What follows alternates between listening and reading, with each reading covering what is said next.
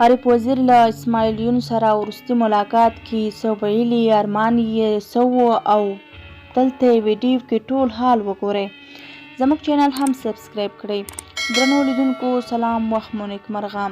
یون صاحب لیکي د اتل ورور وروستی ارمان. یو ناڅاپه دفتر ته راننوت او یون صاحب مې سترګې مې روښانه د زړه له اخلاصه غاړه راکړه. لومړی ځل و چې عارف افغان مې ولیده، خو داسې نه ښکارېده چې دا اول ځل وي لکه له کلونو چې ورسره پیژنم. خوله یې له خندا ډکه وه. ما ورته وویل د علي وزیر مینه مې در باندې ماته شوه. په لاسونو یې زما لاسونه کېکاږل، وینه یې ګرمه وه عیناً لکه د ده خپله ولوله. ښه بنډار مو وکړ. د پښتون ژغورنې غورځنګ د ملګرو احوال مې واخیست. د لر او بر افغان وطن پر نن او راتلونکي مو د زړه خواله سره وکړه. بیا مې ورته وویل چې کابل ته د پښتون ژغورنې غورځنګ ملګري را روان دي.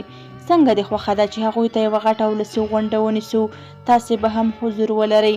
ده وویل بیخي مې خوښه ده، خو فکر نه کوم د پاکستان حکومت یې په اسانۍ پرېږدي. ما وویل زه هم دا فکر کوم. بیا مې ده ته وویل ځه، خو که د پي ټي ایم مشران ملګري راغلل هغوی ته به بله غونډه جوړه کړو. اوس به موږ او تاسې خپل مجلس او د زړه خواله سره وکړو. ده وویل بیخي مې خوښه ده. سبا نه بل سبا مې وخت وټاکه. دا مې هم ورته وویل دا غونډه خو به وکړو، خو ګوره چې د پاکستان حکومت درته څه مشکل پیدا نه کړي. ده وویل زه 19 ورځې په کور کې او میاشتې په زندان کې یم. اوس زندان زما لپاره داسې دی لکه تبلیغیانو ته د تبلیغ دوره. دوی چې تبلیغ ته لاړ نشي زړه یې طاقت نه کوي. زموږ ټولې کورنۍ په همدې مبارزه کې ژوند تیر کړی. که زه لږ شان شاته شم نو هغه تیرو مشرانو ته به څه وایم. اوس مې هم یوه ګرده نشته، خو د پنجابي ته ځان کمزوری نه ښیم. استاده ورځه پرې. مازدیګر مهال مې ورته وویل چې غونډه سبا نه بل سبا ته نه کوو، سبا یې کوو. ما ویل دلته هم حالات داسې دي چې تر بل سبا کومه پیښه یا زړه بوږنونکې حادثه ونه شي، بیا به زموږ غونډه پاتې شي. ده وویل څه چې ستا خوښه وي. پر سبا مو د ژوندون تلویزیون کې غونډه جوړه کړه. سړی داسې وغږېد لکه یو پوخ مقرر. د خپل زړه ډېرې خبرې وکړې. هره خبره یې پر ناستو خلکو داسې لګېده لکه ملهم. د غونډې ګډونوالو عارف وزیر ډېر زیات وستایه. د عزت لونګۍ یې ور په سر کړه. کله چې غونډه خلاصه شوه بیا په خپل دفتر کې کېناستو. ما ورته وویل چې خبرې خو ټولې ښې وې، خو که ستا اجازه وي د حالاتو تقاضا دا ده چې ستا یو څه خبرې سانسور کړو، ځکه دا خبرې کېدای شي ستا ژوند ته خطر پیښ کړي. ده وویل نه یون صاحب احتیاط کوه، زما خبرې کټ نه کړې. نر په یو ورځ پیدا او پناه دی. داسې نه ده چې زه دا خبرې وکړم ما ته به خطر وي او که یې نه کړم نو خطر به نه وي. ای چې هره څه په لاس برشي ما ژوندی نه پرېږدي.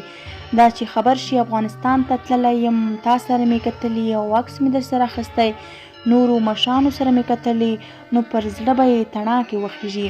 تڼاکې ما خو غیر له هغې هم ژوندی نه پرېږدي. خو کوم لوی ارمان مې چې و خپل کور ته راغلم. کله چې دې خوا راتلم نو هلته یوه ملیشه راته برک شو او راغږ یې کړ چې چیرې ځې؟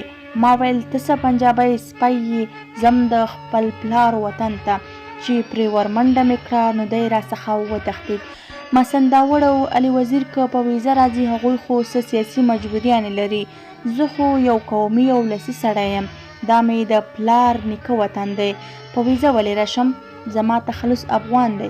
ما خلکو ته ویلي چې زه وزیر نه بلکې زه افغان یم. ما ته به عارف افغان وایي نه عارف وزیر. خو اوس چې دا څو ورځې خپل پلرني وطن کې خلاصې تڼۍ ګرځم نو د زړه ارمان مې پوره شو. دا زما د زړه ارمان و چې زه د خپل پلار نیکه وطن ته لاړ شم او داسې پکې ارتې تڼۍ وګرځم. اوس نو که مړ هم شم ارمان مې پوره شوی. د لوی افغانستان د جوړولو ارمان به نور راپسې تعقیبوي که نه؟ دا اوس چې زه بیرته لاړ شم نو کیدای شي راسن زندان ته لاړ شم او یا هم څو ورځې وروسته زندان ته لاړ شم.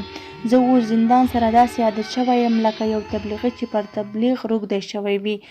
د عارف افغان ټولې وړاندوینې رښتیا شوې. هغه څه موده وړاندې یو ځل بیا زنداني شو. کله چې له زندانه راووت نو د ظالم دښمن په ګولیو وویشتل شو او د سختو ټپونو له امله یې د تل لپاره له موږ سره جلا شو.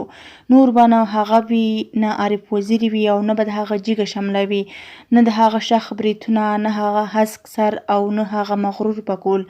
عارف ورور مې لاړ، عارف ورور مې سیند یووړ. هغه خو دلته په غونډه کې زما لاسونه جګ کړل. ده په زړه کې ویل چې دا لاسونه به جګ کړل او لاسونه به یو وخت زما ژغورنې ته راورسېږي. خو کله چې هغه د مرمیو باران و، زما لاسونه لنډ وو، زما لاسونه مړاوي وو. کله چې هغه له رګونو وینه روانه وه، زما وینه بېوسه وه، هغه ته ونه رسېدله. د هغه رګونه بې روحه شول. ای زما مټور، بریتور او اندامور وروره، ته خو د دردونو په مقابل کې سخت مقاوم وي، خو دا ځل لکه چې دښمن د زهرو په ګولیو ویشتلی وي. څومره به په وجود تاو راتاو شوی، څوک به دې سترګو ته ودرېدلی وي. خپل ورونه، عزیزان، د مبارزې ملګري، ای زما مبارزه وروره، ته خو د ګیلې او مایوسۍ سړی نه وې. د مایوسۍ دا خبره خو به دې زړه کې نه وي ګرځېدلې چې پرېږدئ چې خړ سیلاب مې یوسي، په لامبوزن جانان مې ډېره نازېدمه. وروره پر مخه دې ژیړي ګلونه، ګیله دې حق ده، خو ګوره چې هلته دې لیدو ته درغلم، مخ راڅخه وانړوې، هماغسې غېږ به راکوې چې پر لومړي ځل دې راکړې وه. تندی دې ښکلوم زما مبارز وروره. زموږ ویډیو همدومره وه. تر بلې ویډیو مو چې په خدمت کې حاضرېږم. ښې چارې ولرئ.